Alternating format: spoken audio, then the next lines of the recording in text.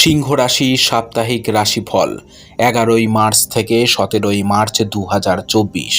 বন্ধু বা সহকর্মীর স্বার্থপর আচরণ এই সপ্তাহে আপনার মানসিক শান্তি নষ্ট করতে পারে।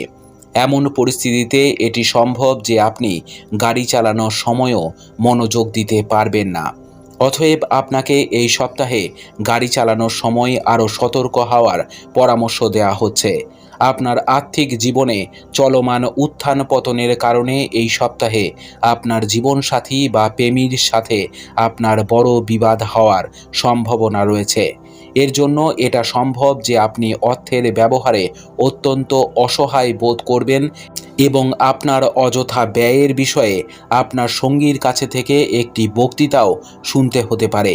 এই সপ্তাহে চন্দ্র রাশি থেকে নবম ঘরে বৃহস্পতি অবস্থান করার কারণে আপনি আপনার পারিবারিক জীবনে চলমান সমস্ত বিবাদ দূর করে আপনার পরিবারের দুর্বল আর্থিক অবস্থার উন্নতি করতে সক্ষম হবেন, যার কারণে আপনার বাবা মা আপনাকে নিয়ে গর্ববোধ করবেন এবং একই সাথে আপনার বুদ্ধি দেখে আপনার প্রতি তাদের ভালোবাসার বর্ষণ করতে দেখা যাবে।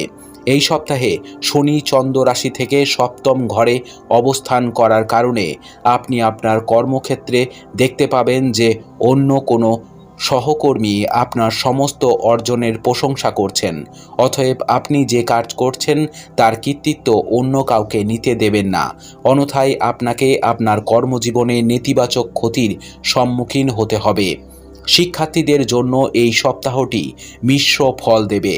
সপ্তাহের শেষটি আপনার জন্য খুব ভালো হবে এবং এই সময়টি আপনার শিক্ষা এবং উচ্চশিক্ষা উভয় ক্ষেত্রেই সাফল্য আনতে সক্ষম হবে।